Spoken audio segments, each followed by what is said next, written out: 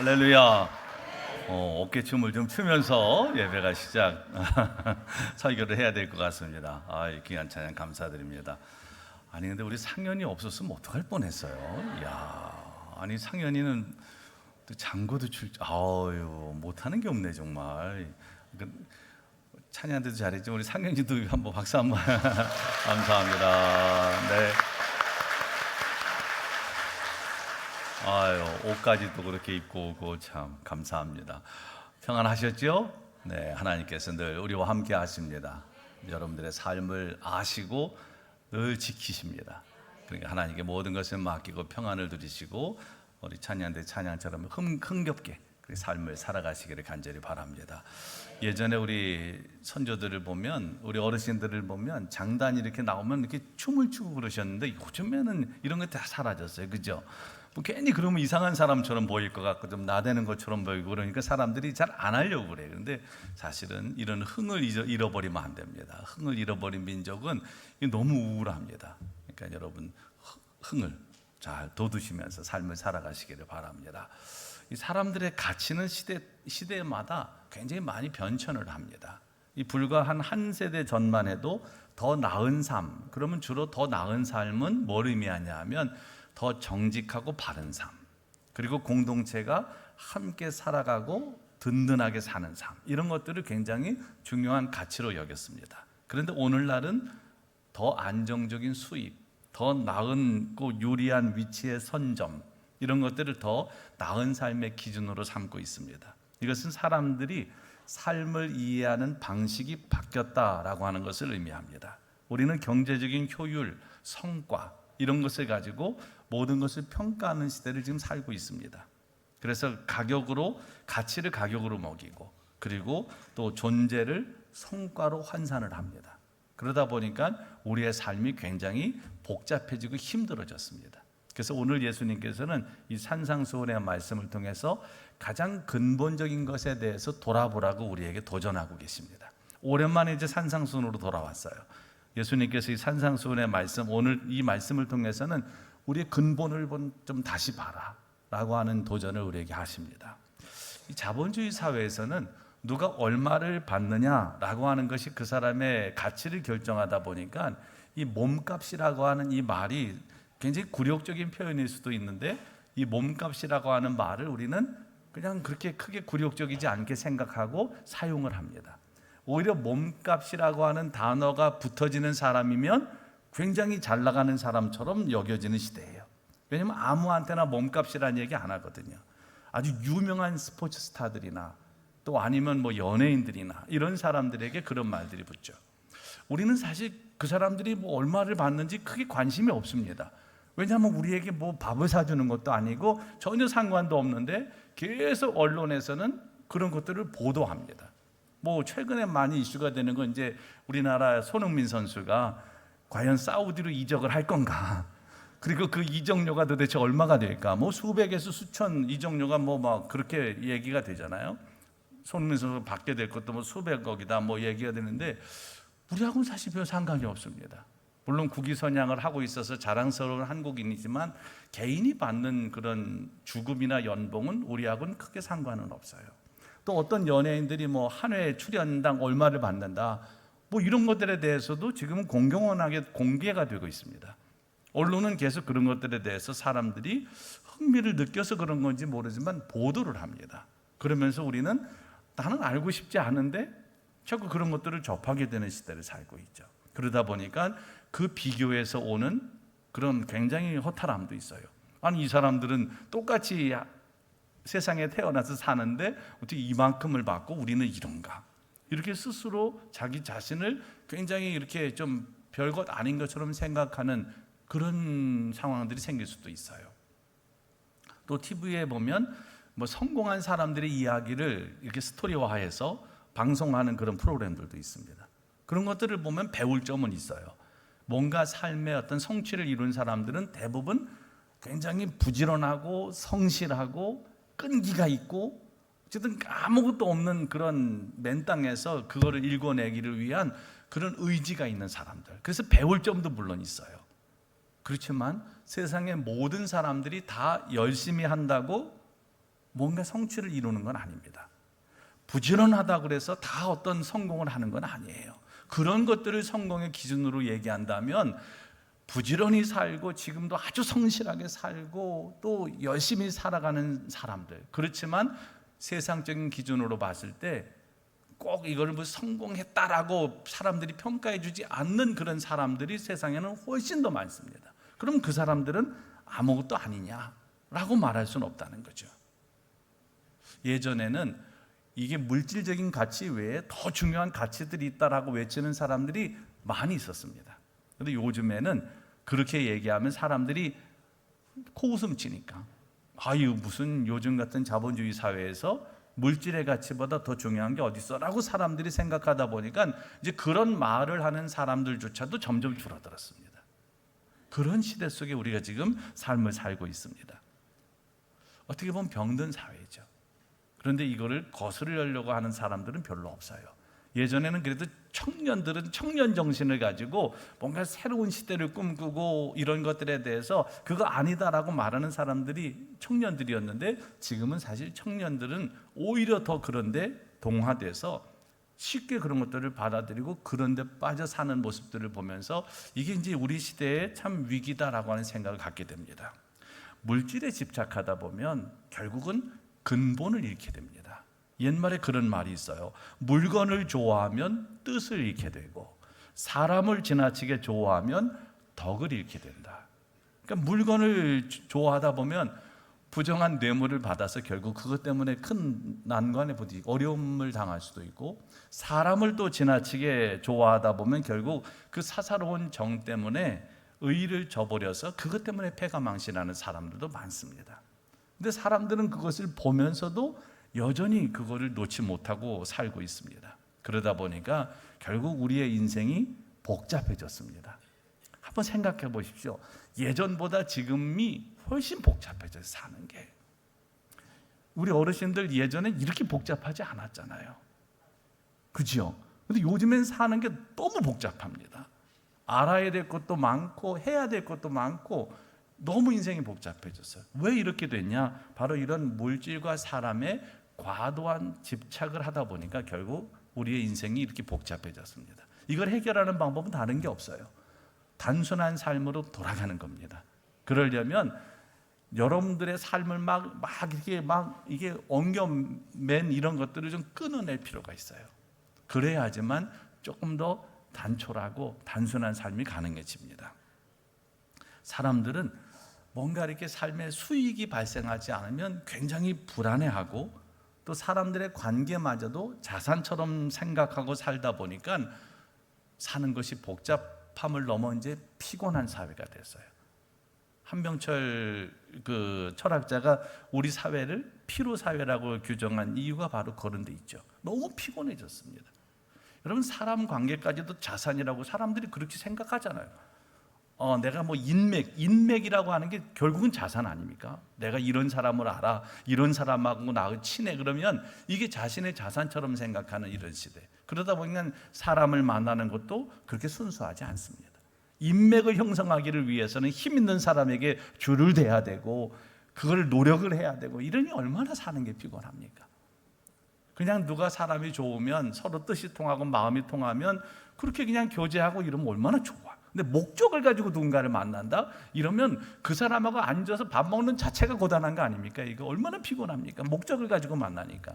그런데 오늘날 뭐 너나 할 것 없이 대부분 이런 삶의 방식을 유지하며 고수하며 그런 것들이 이 시대를 사는 삶의 지혜라고 생각하고 살고 있다고 하는 겁니다. 그러다 보니까 뭔가를 더 가져야 되고 뭔가 더 든든하려면 더 많은 것들을 쌓아야 되는 거죠. 스펙도 쌓아야 되고 지식도 쌓아야 되고 돈도 쌓아야 되고 인맥도 쌓아야 되고. 그런데 그렇지 못하면 이제 본인 스스로가 불안한 거예요. 나만 뒤처진 건 아닌가? 이렇게 살아도 괜찮은 건가? 또 애들을 보면서도 야, 우리 애들 이거 이렇게 가지고 되겠나? 이러다 보니까 자꾸 욕심이 들어가게 되고 무리수를 두게 되고, 그러니까 인생은 점점 더 복잡해지고 피곤해졌습니다. 이런 상황 속에서 예수님께서 우리에게 말씀하십니다. 너희는 먼저 그의 나라와 그의 의를 구하라.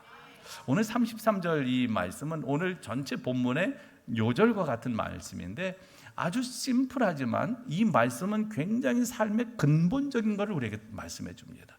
너희가 구해야 될 게 뭐냐? 하나님의 나라와 의를 구하는 삶. 그게 너희들이 먼저 해야 될 일이다 라고 말씀하고 있습니다. 이 말씀은 그냥 단순히 이렇게 피곤하고 복잡한 세상 속에 살면서 지친 우리에게 위안을 주는 말씀이 아니고 우리의 존재의 방향을 바꿔라.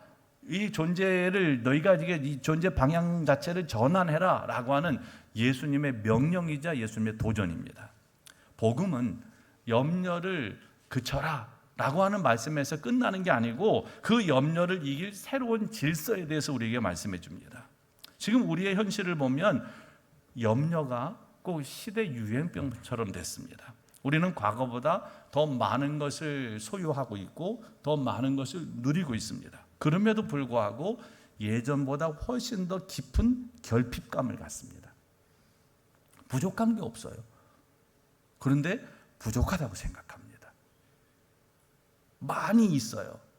그런데 그 많이 가지고 있으면서도 여전히 부족해. 오늘 교회 나오실 때도 그러지 않으셨어요? 아이고 옷장 보면서 입을 옷이 없네. 입을 옷이 없네. 옷이 수십 벌이 걸려 있는데 그거 보면서도 입을 옷이 없네. 저도 그럴 때가 있어요. 뭘 입고 가야 되나. 특히 이렇게 어디 교회에서 뭐 이렇게 나들이 갈 때나 이럴 때 저는 옛날에 왜 목사님들이 그럴 때 갈 때 촌스럽게 양복 입고 오나 늘 그게 의문이었어요. 저 젊었을 때는. 아니 목사님들은 어디 야외 예배 가고 어디 나들이 갈 때도 왜 꼭 양복을 입고 오시나. 저분들은 도대체 사고 구조가 어떻게 된 분들인가. 아니 점퍼를 입고 오든지 난방에는 티셔츠만 입고 와도 될 텐데. 근데 제가 그러고 있어요. 이게 저도 이제 한 35년 지금 이렇게 목회를 하다 보니까 이제 그런 게 익숙하지 않은 거예요. 뭐 점퍼 같은 거를 산다든지 뭐 이런 그러다 보니까 있긴 있어. 없는 게 아니에요. 있어. 다 있는데 막상 그런데 나들이 가려고 하다 보면 뭘 입고 가야 되나. 입을 게 없어. 입을 게 없어. 뭐 이러고 있다니까 지금. 그러니까 제일 쉬운 게 뭐예요? 양복 입고 가는 거야. 이거보다 더 쉬운 게 없어. 고를 것도 없고 그냥 넥타이는 안 맬 뿐이지 그냥 안에다 난방 하나 입고 양복 입고 가면 그거는 뭐 그냥 좀 뭐 고민할 것도 없어. 그러니까 그러게 다니. 그래서 어르신들이 그래서 그랬구나. 여러분 젊은 세대들 너무 기성세대들 보면서 왜 저럴까 이렇게 생각하지 마십시오. 나이 들면 여러분들도 그 길을 걷게 됩니다. 그러니까 어른들이 하는 말씀이 있잖아요. 너희들 늙어봤어? 그런 얘기 하시잖아요. 너희들 늙어봤어? 늙어봐야 아는 거지. 그러니까 안 그런 분들은 말하면 안 돼. 근데 어쨌든 그런 게 보면 여러분들도 아마 오늘 그랬을지도 몰라요. 그렇게 옷이 많이 걸려있는데도 입을 게 없네. 오늘 교회 가야 되는데 우리가 이러고 살고 있어요. 그러니까 없어서 결핍을 느끼는 게 아닙니다. 많이 있음에도 불구하고 결핍을 느끼는 거죠. 그러니까 제 아내가 어느 날은 그런 조언을 하더라고. 그러니까 싼 거 사지 말고 입을 만한 거 몇 개만 사. 당신은 한여름 몇 개가 몇 개 안 되는 거 가지고 한여름 남으면서 왜 종류는 이렇게 많이 하는 거지. 가질 수는. 그러니까 다 누구 주든지 뭐 하고 버리고 하고 근데 여러분 입을 만한 거 몇 개 산다고 고민 안 할까요? 저는 똑같을 것 같아요. 그때도 뭘 입어야 되나. 그러니까 오늘 우리는 이러고 살고 있어요. 없어서가 아닙니다. 풍요롭습니다. 그러나 거기서 느끼는 결핍은 예전보다 훨씬 커졌습니다. 왜 이럴까? 그리고 그러다 보니까 커진 불안, 쌓이는 피로, 그리고 또 반복되는 좌절 이런 것들이 우리를 힘들게 합니다. 삶의 환경, 조건은 좋아졌지만 삶은 오히려 힘들어졌습니다. 왜 이렇게 됐을까? 예수님께서는 그 이유를 오늘 본문 31절에서 이렇게 말씀하세요. 아주 냉철하게 진단하면서 무엇을 먹을까, 무엇을 마실까, 무엇을 입을까 염려하기 때문에 그렇다. 여러분 우리가 뭘 먹을지, 뭘 마실지, 뭘 입을지는 가장 기본적인 겁니다. 이거를 예수님께서는 필요 없다고 얘기하는 게 아니에요. 이게 다 필요한 걸 아십니다. 그렇지만 문제는 뭐예요? 과도하게 그것에 집중하는 게 문제라는 거죠. 우리의 생각이 그것보다 더 중요한 것들이 있는데, 더 중요한 가치가 있는데 늘 뭘 먹을까, 뭘 마실까, 뭘 입을까에만 우리의 관심이 거기 집중되다 보니까 결국 우리의 인생은 복잡하고 고단해졌다고 하는 겁니다. 이 과도한 욕망이 문제라는 거예요.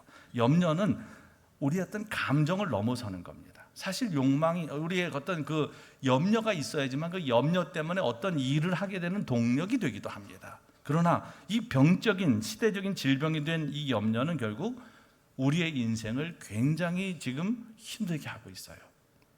오늘 여러분 예배드리고 있는데 예배드리면서도 여전히 염려를 내려놓지 못한 분들이 분명히 계실 겁니다. 예배드리면서도 지금 마음에는 제가 이렇게 설교를 하고 있어도 여전히 마음의 염려 때문에 귀에 안 들어와요. 그 염려가 여러분들에게 떠나질 않다 보니까 여러분들은 지금 무엇을 가장 염려하고 계십니까? 예배드리는 이 시간마저도 하나님께 집중하지 못하고 지금 염려를 하는 것은 도대체 무엇입니까? 왜 우리가 송영할 때 다 십자가를 향해서 집중을 해서 송영을 하냐? 그 송영 자체가 하나님께 영광을 돌리는 찬양이기 때문에 그렇게 하기도 하고, 뿐만 아니라 예배 시간에도 보면 그런 집중하는 시간이 없으면 찬양대도 이쪽을 방향을 안 보면 어떻게 됩니까? 전부 교인들만 보고 있죠. 이쪽을 방향을 하게 되면 사람들만 보다 가는 거죠. 사람들만 보다가 그냥 그러고 하는 거예요. 하나님을 만나고 하나님을 보는 시간은 없는 거죠. 교회 와서도 그러다 보니까 예배를 드렸어도 염려는 그대로 안고 가는 겁니다. 그러니까 우리의 삶은 계속해서 고단할 수밖에 없어요. 예수님께서 말씀하십니다. 그러면 그런 염려를 내려놓을 수 있는 방법이 뭐냐? 오늘 27절에 보면 이런 말씀하세요. 너희 중에 누가 염려함으로 그 키를 한 자나 더 할 수 있느냐? 이 질문은 뭐냐? 너희들이 키를 한 자, 우리 이 키도 얘기하는 거지만 이건 또 생명의 길이를 말하는 것이기도 합니다. 여러분 염려한다고 키가 더 커집니까? 안 커집니다. 오히려 더 안 커요. 그 시간에 자야지 크지. 와, 나 키 크고 싶은데 어떻게 키가 그만 커요.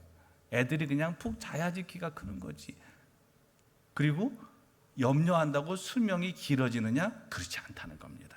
그걸 예수님께서 우리에게 말씀하세요. 그러니까 이 말씀은 어떤 존재론적인 질문이 있죠. 우리에게 너희는 과연 누구의 다스림을 받고 살고 있느냐? 우리의 삶의 질서는 누가 정하는 거냐? 너희들의 미래는 도대체 어디에 너희들은 미래의 소망을 두고 살고 있느냐라고 하는 것에 대해서 우리에게 도전하시는 겁니다. 예수님의 이 질문은 분명히 답이 있어요. 그 답이 또 33절 말씀, 너희는 먼저 그의 나라와 그의 의를 구하라라고 하는 게 답이에요.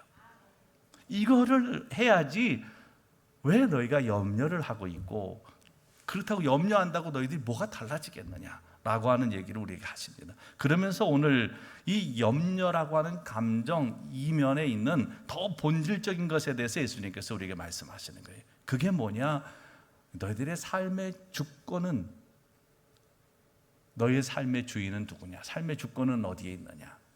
또 하나는 너희들의 삶의 질서는, 그리고 너희들의 삶의 우선순위는 어디에 있느냐? 이거를 우리에게 질문하십니다. 자, 제일 먼저 우리가 질문하는 것은, 예수님께서 우리에게 도전하는 건 삶의 주권이 누구에게 있느냐라고 하는 거예요. 삶의 주권이. 여러분들의 삶의 주권은 누구에게 있습니까? 정말 그렇습니까? 우리가 주님 이렇게 부르면서도 실제로 그 주님이 내 삶의 주인이 아닌 거예요. 내가 주인으로 살다 보니까 염려가 끊이지 않는 겁니다. 이 염려라고 하는 말은 헬라어로 말하면 메림나오라고 하는 단어예요. 이 메림나오라고 하는 말은 뭐냐면 마음이 찢어진다, 마음이 나누어진다, 이런 의미가 있어요. 그럼 왜 마음이 나눠져서 염려가 생길까요? 이거를 우리가 환경적인 요인으로 생각할 수도 있지만 더 중요한 요인은 신앙적인 요인이에요. 하나님을 향한 신뢰가 약화될수록 염려는 커질 수밖에 없어요. 왜 이걸 우리가 이렇게 얘기할 수 있냐면, 똑같은 상황이 발생했습니다. 똑같은 사건이 발생했어요. 근데 어떤 사람은 이것 때문에 염려를 합니다. 막 염려에 사로잡혀가지고 막 이것 때문에 불안해하고 이것 때문에 마음이 막 나누어져서 삶이 흔들립니다. 그런데 똑같은 사건이 발생했는데 어떤 사람은 흔들리진 않아요. 똑같은 사건 앞에서도 기도하고 오히려 하나님이 무슨 일을 하실지 이걸 통해서 이걸 기대하고 하나님 앞에 감사하는 사람들이 있다니까요. 그렇죠? 여러분들은 전자입니까? 후자입니까? 후자겠죠? 무슨 일이 생겼을 때, 그러니까 여러분 늘 믿음은 반응이 중요한 거예요. 사건은 여러분 우리의 삶에 누구도 그 사건에서 예외일 수 없어요. 우리는 별의별 사건들을 다 겪을 수밖에 없습니다. 인생을 사는 동안. 그 일이 내게는 이루어지지 않을 거, 일어나지 않을 거 천만의 말씀이에요.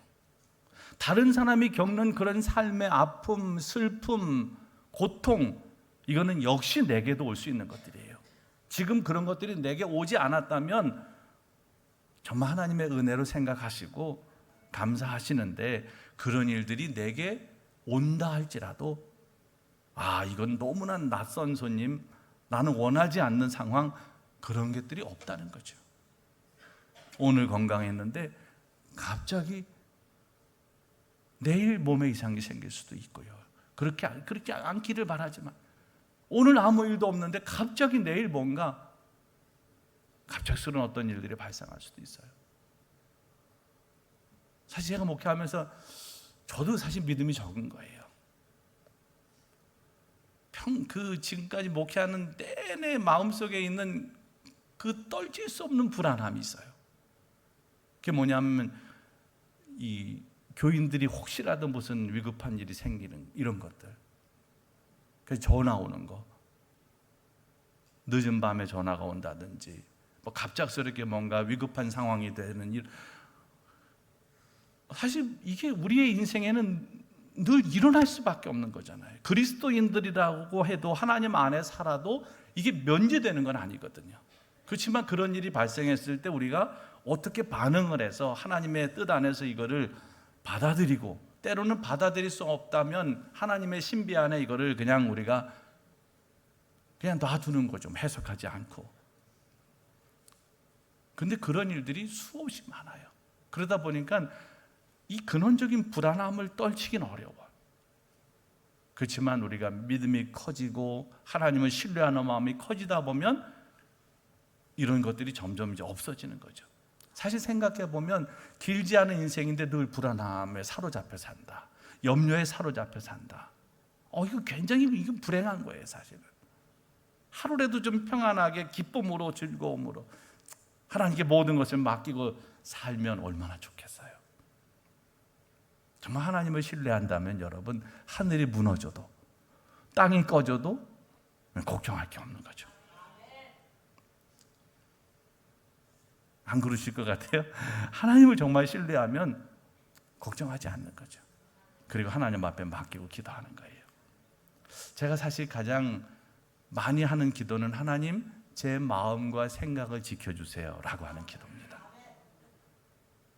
이 마음과 생각이 내 뜻대로 안 돼요. 절대로 내 마음과 생각을 내가 주관할 수 없어요. 난 안 그러고 싶은데 자꾸 불안해져. 나는 안 그러고 싶은데 자꾸 염려하게 돼요. 나는 안 그러고 싶은데 자꾸 두려움이 몰려와요. 그렇기 때문에 마음과 생각을 내가 지킬 수는 없으니까 하나님이 지켜주셔야 돼요.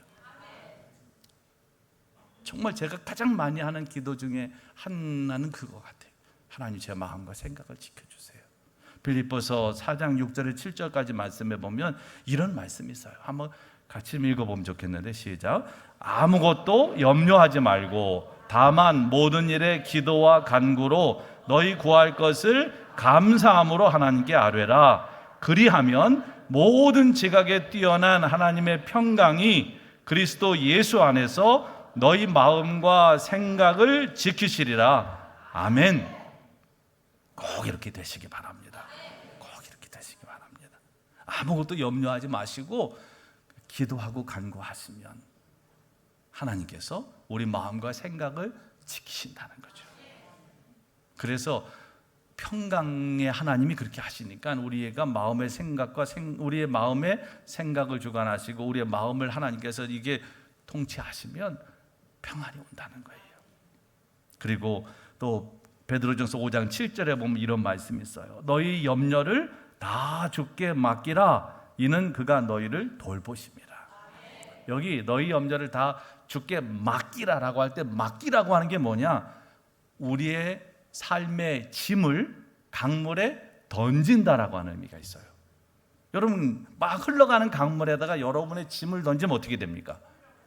흘러가죠. 그 자리에 머물러 있지 않아요. 짐을 던지면, 보따리를 던지면 이게 둥둥둥둥 떠내려갑니다. 다시 잡을 수 없는 거예요. 그러니까 이 말씀은 뭐냐? 여러분들이 여러분들의 문제를 가지고 하나님 앞에 기도하셨다면, 정말 하나님 앞에 맡기셨다면 그 문제는 이미 하나님께로 떠나간 거예요. 여러분들에서 떠난 문제입니다. 그 다음부터 그 문제는 이제 하나님의 소관이 되는 거예요. 기도가 그래서 중요해. 여러분들이 여러분의 삶의 문제를, 삶의 걱정과 근심을 하나님 앞에 맡긴다고 하는 건, 기도하면 이건 하나님께로 떠나간 거예요. 더 이상 이건 여러분의 삶을 괴롭힐 수도 없고 여러분들 여기에 매일 필요도 없어요. 그 다음부터는 이제 이게 하나님의 것이 되는 겁니다. 그러면 하나님께서 주관하시는 거죠. 그러면 하나님께 뭔 문제가 되겠어요? 하나님과 질병이 싸우면 당연히 하나님이 이기고, 하나님과 문제가 싸우면 당연히 하나님이 이기고, 하나님과 여러분들이 힘들게 하는 사람이 싸우면 당연히 하나님이 이기는 거죠. 그러니까 아무것도 걱정할 게 없어요. 맡긴다고 하는 건 흘려보내는 겁니다. 흘려보내는 거예요. 맡겼다 그러는데도 끝까지 끈을 붙잡고 계시면 안 돼. 맡겼다고 하면서도 다시 그것도 쫓아가가지고 찾으려고 하면 안 돼. 맡겼으면 흘러간 거예요. 그건 이제 하나님의 소관이 됐으니까 하나님이 하실 겁니다.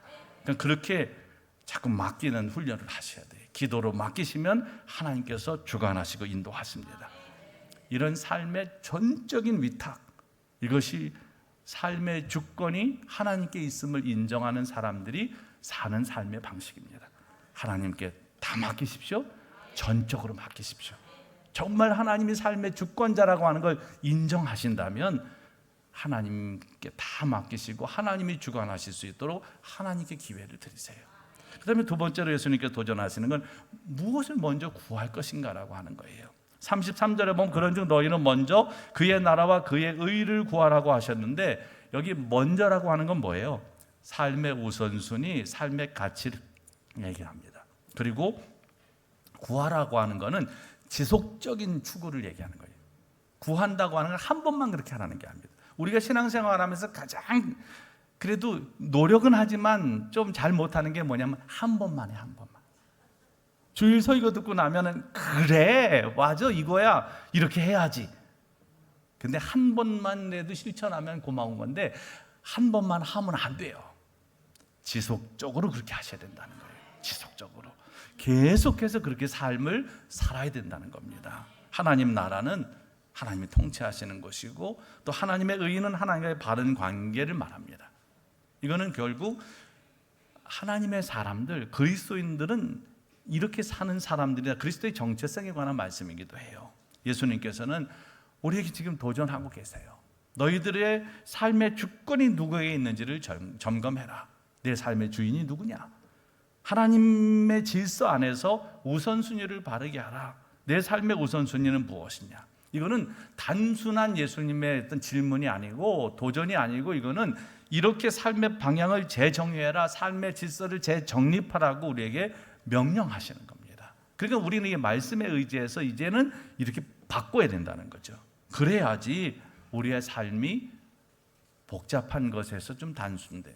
그리고 염려하고 근심하고 걱정하는 삶에서 벗어나서 진짜 자유함과 평안을 누릴 수 있어요. 하나님의 질서는 염려가 아닌 신뢰, 조급함이 아닌 인내, 불안함이 아닌 평강을 낳습니다.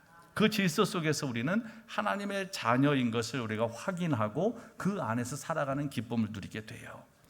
그렇게 되면 세상의 기준을 따라 살지 않다 보니까 굳이 자신을 증명하기를 위해서 애쓸 필요도 없고, 그냥 사는 것이 고단함을 넘어 이제 평안함이 돼요. 사실 우리는 늘 그게 너무 힘들어. 세상적인 기준에 의해서 내가 평가를 받다 보니까 자꾸 세상 기준에 맞추려고 하고, 그러다 보니까 사는 것들이 굉장히 힘듭니다. 그리고 나를 증명해야 돼. 내가 얼마나 능력이 있는 사람인지, 내가 얼마나 잘난 사람인지를 증명하려고 하다 보니까 너무 사는 게 고단해요. 아니 그거 뭐 증명 하나 못 뒀습니까? 나는 그냥 나대로 살면 되는 거지. 꼭 뭔가를 이루어야 되고 뭔가를 잘해야 되고 뭔가 세상 사람들이 야, 이 사람은 대단한 사람, 성공한 사람, 꼭 이런 얘기를 들어야지 그게 인생을 잘 산 겁니까?